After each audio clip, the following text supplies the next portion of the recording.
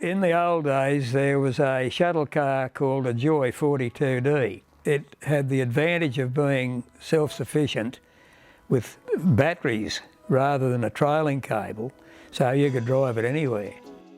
One day in around about 1956 or 7, I was approached by an engineer who said, "You've got a licence, haven't you, Baz?" And I said, "I have, Joe, yes." He said, "Well, we need a shuttle car driven over to number 2 pit. Do you feel like driving it over for us?" I said, "Oh, yeah." So I got on the shuttle car, drove down around the Colliery Dam, out onto Wallumbye Road, up Skinners Hill, down the other side, and then did a left into the number 2 colliery. Did not see one car. I'd have loved to have, so I could wave. My name is Barry Howard. I've worked in coal mines all of my life, and I've always been a unionist, and I still am. My mining career spanned over that many years, 16 to 60. I started at Bellbird Colliery as an apprentice electrical fitter on the 17th of January 1955. During the 67, they went into liquidation and I was given a job at Hebburn number 2. From there, I went to Northern Rhondda Colliery. I was there for 10 years. And then when Rhondda closed, I went up to Aberdare East Colliery. After Aberdare East, I went up to the Saxonvale Open Cut and worked there for 16 years until I retired at age 60. I've seen lots of changes, yes.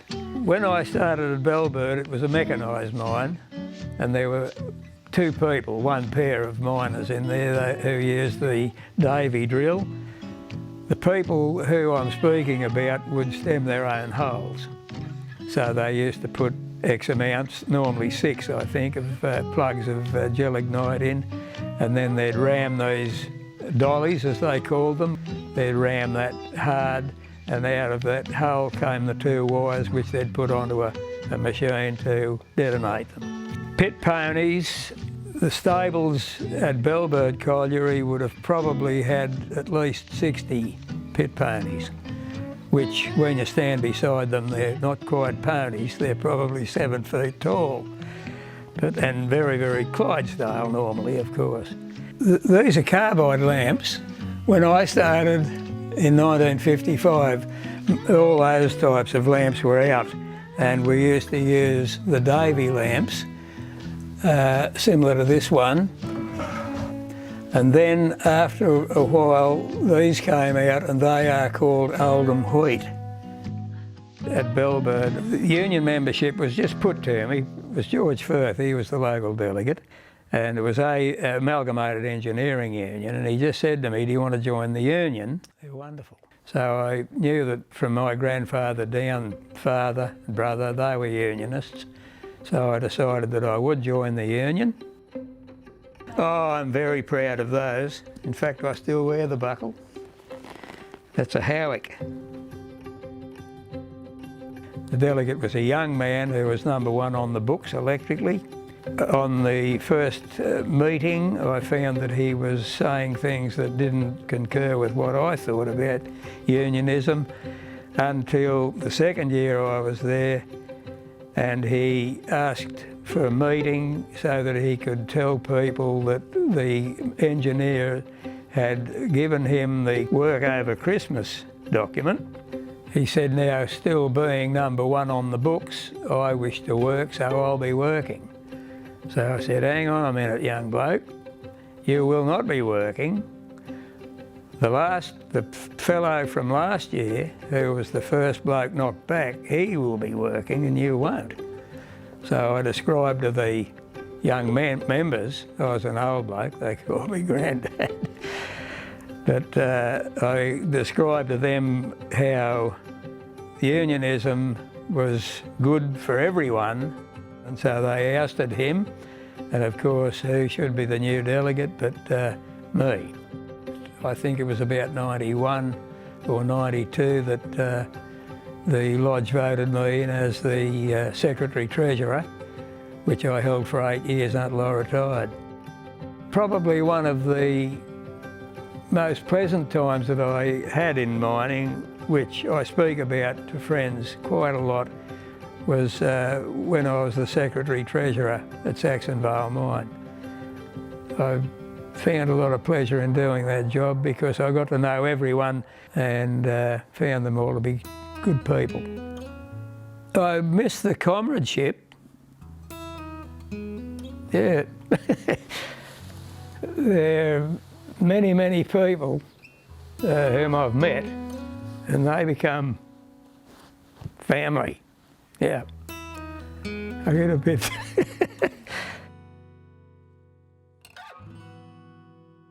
When you work in an underground situation, that bloke is looking after you and you are looking after him. Like, I mean, I had a family at home and I had a family at work. And of course, during cribbo, you'd finish your crib quickly and then you'd get the darts out and have a game of darts. It was just like, the kinship was wonderful. It's just a magic thing to have that memory. Those memories, many, many, many of them. I don't have to write things because I remember them very well. I'm standing back looking at me do these things. It's wonderful. I don't know what I had for breakfast though this morning. One of the lowlights of my mining career was an incident that occurred on the 3rd of August 1960 when I was hit by some skips in the Bellbird colliery. I found myself under a shuttle car trying to repair or to take a hose off when I felt a kick on a boot, and it was the deputy, and he said, "You better get yourself out from under there and go and fix the telephones." So I said, "Okay then." So I slithered out from underneath the car and I walked up the stone drive, which was a 1 in 6 gradient through stone. When I was about probably 30 metres up, I heard a hell of a roar above me, and I knew that skips were off the rope and coming down the hill toward me. So with the amount of debris from previous runaways, that is timber and stone and so forth, I had to run between the railway lines. As I was running and almost down to the flat where safety was, I found that I was on my face in the coal, having fallen over. When I got up to go to run again, I couldn't, and I looked down and my right boot was caught in the open blade of the points. So then suffered a hell of a fear that the skips would be still coming at me, and turned and looked, and they were about 12 feet behind me amid dust and sparks, and I fainted. And still standing, they hit me in the back at 80 miles an hour. The momentum the skips had, I remained on the front of the front skip until finally it leapt off the road, and because of the wheels joggling over the sleepers, it happened that I fell off the front, and then the front skip ran over the top of me, and the well in the skip was pressing on the back of my skull, which fractured it. Compound fractured right leg from having been torn out of the points, ribs, lacerations all over, left ear off, hanging off. The doctor, I was about to be married, the doctor said to my wife, "Don't send out any invites. We don't know what he's going to do." So it was that close. Yeah, I nearly died. I tell you, I've had a wonderful life to have gotten out of that. Always safety is number one, and particularly in coal mines. Particularly at Bellbird, the safety conditions were very, very wrong, and the Eric Newham enterprise, when he bought the mine after it liquidated, or Hetton Bellbird Collieries Proprietary Limited liquidated, all manner of safety seemed to just fly away. It was awful. There are lots of places in coal mines where I've worked where things are reasonably unsafe, but of course coal mining is an unsafe profession. You never know when the roof's going to fall. Things can happen, and they often do, and you hear about the fatalities. I think it's a wonderful thing to give recognition to those who have perished in coal mines, where once that wasn't the case, it is magic. Unionism, to me, means that we are not individuals against the management, we are a group of people.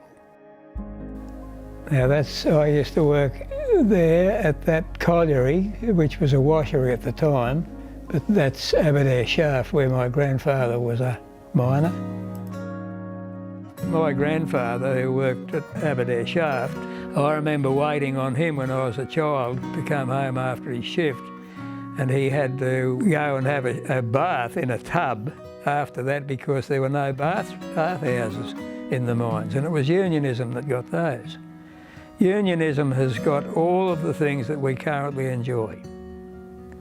Without unionism, I think we'd still be black when we got home. But Grandad used to come around the corner up Aberdare, and Grandma would have had the water boiling to put in this. It was just a big tub out in the laundry. And in those days, of course, laundries were wooden buildings outside the house. He'd hop in that and have the best bath that he could. But yeah, I remember that very, very well.